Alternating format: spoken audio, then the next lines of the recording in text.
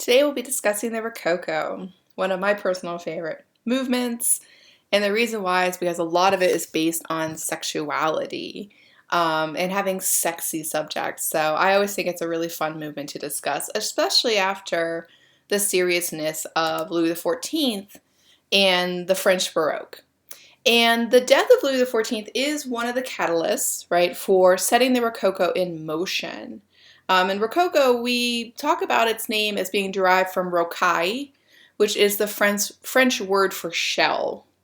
And that, again, might seem like an odd title for a movement. And why shells, you might say? Well, we note that Rococo art used a lot of outdoor themes in its work.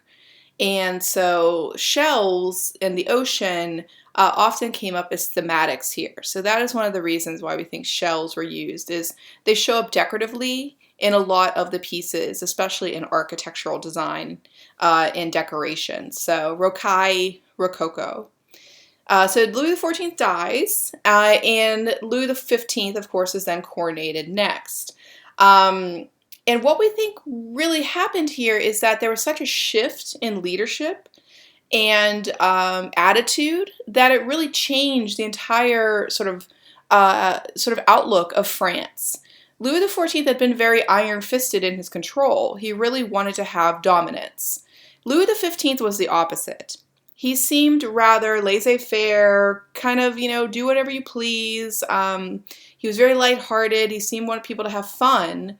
And I wonder if that comes from the fact that, he knew he really couldn't live up to Louis XIV's type of attitude of rulership, but maybe he didn't want to either. Maybe he was like, okay, people are sick of being told what to do and being trapped out of Versailles. So you'll notice that the court actually comes back to Paris, and Versailles is actually not used very frequently during Louis XV's reign. So Louis XIV builds this giant palace that Louis XV rarely used. He saw it as a symbol of Louis XIV and didn't really want to be attached to it. Louis XVI, by the way, will go out and start using it again, and we know what happens to him. So maybe Louis XV was right to stay away.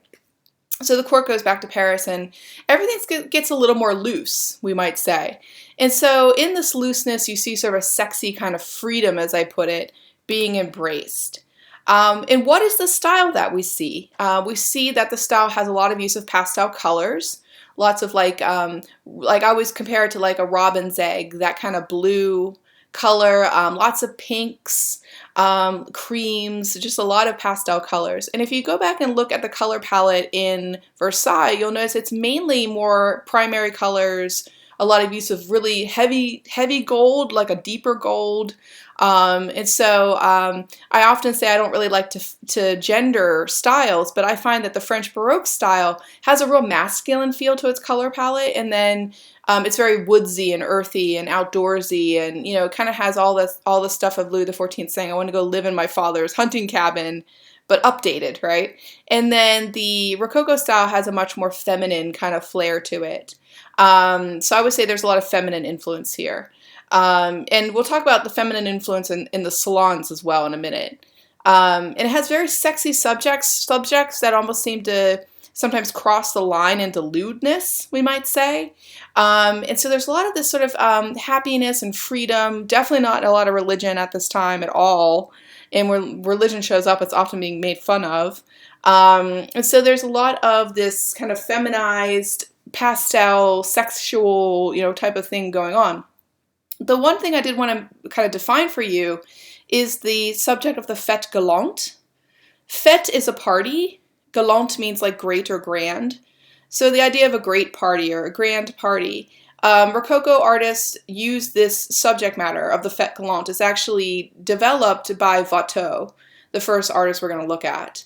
And they also use the subject matter of the great outdoors, as I put it. So why shells, I had mentioned. Well, a lot of outdoor themes become popular in art at this time. So you get a lot of the artists kind of looking outside and looking to the pastoral, as we put it, as subject matter that fueled what they were doing. And this idea of like getting outside and having some fun, I think might be sort of linked up to escaping Versailles and escaping that gilded cage, right? Be able to be free and be outdoors and have some fun. Wanted to show you first how you see Rococo manifested in architecture. as kind of a way to talk about the um, sort of feel of this time period. What was going on? How were people really living? What were they doing? So this is Beaufrand's Salon de la Princesse, which is inside the Hôtel de Soubise. Now, a few terms again. Salon, remember, means room. So this is the salon of the princess, or the room of the princess. And it's in the Hôtel de Soubise. And French don't really say H mostly in their words, so the H is there, but it's silent.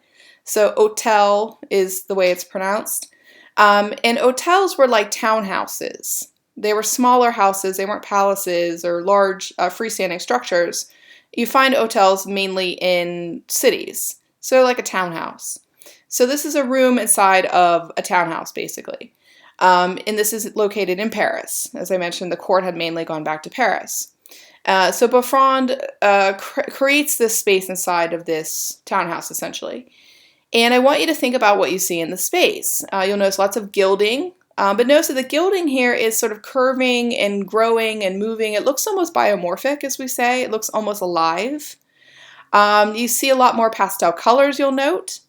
You'll see mythology paintings on the walls, right, kind of about fun and pleasure. You have pink furniture. And then if you think about the use of the shape of the room, you'll notice it's circular. So what I often do is contrast, let's say, the Hall of Mirrors with the Salon de la Princesse and how they would have functioned. The Hall of Mirrors to me is a harder space. It's a more fixed space where you stood and you watched. The Salon de la Princesse speaks more to the idea of organic movement and interaction. In that room, to me, you're constantly having to move around the space. There's no corners to hide in. It's about welcoming, sort of interaction, or, what happens naturally at a party, the sort of getting together and chatting and moving from group to group, circulating through the space, circulating through the party. That's what that room really fosters. To me, the Salon de la Princesse is like a hug. It reaches out its arms to embrace you. And the Hall of Mirrors is like, no, stand over to your side, be rigid, be at attention. And then you go further down into like the colors and such. And again, I see these two movements as contrasting quite violently against one another. And thinking back to the feminizing or the feminist, sort of statement or influence statement, salons were often run at this time by women. So salon was a room, but they also started having the practice of salons. So they would invite people to come to their salon. And when they said that, they meant it was like a gathering. It was like a little party. And women were often the ones who were the hosts. So the woman who lived inside the Hôtel de Soubise, for instance, she might call together her salon. And it might be a salon that meets on like Tuesdays and Thursdays at 7 o'clock at night. And it would be like kind of a standing date. And so people often arranged their social schedules around the salons they were invited to. So they would go to these various salons, and to be invited to a salon was considered a high honor, especially if the person was higher up on the, social calendar list. So people would be like, well, I'm invited to so-and-so salon, right? And there's like a little bit of writing from this time that notes that when people went to the salons, they were trying to get their gossip in its freshest flavor or its freshest, giving. And that people would talk about politics and religion and, news of the day and fashion. And so to go here was to be elite, let's say, high status, right? To be in the cultural know. These were the influencers of their day, let us say, right? If it was today, they'd be posting, things on Instagram for you to ooh and ah at, like, oh, I was at this salon, and this is, what people were wearing, and this was how the room was fixed up, right? And these were the nibbles that we had. So again, women usually ran these salons, and it's where people went to get their gossip, to get their social climbing motivations, right? To get their politics, religion talk. It's where you were when you were in the loop. I see there being a certain attitude of this time. And notice it's a more free and flexible attitude of gathering and exchanging. And it wasn't about the king having the last say. It was about everybody sort of switching off information, this very sort of free marketplace of ideas. So, to me, it's not just a space architecturally. You can go further and think about what actually happened in this space. And it speaks to those kind of Rococo fun values of having a little party, perhaps, having a little fête galante, right, might we say. Next, I'll get into the specific painters like Watteau, and we'll think about the kind of craft that they were employing to complement that Rococo spirit.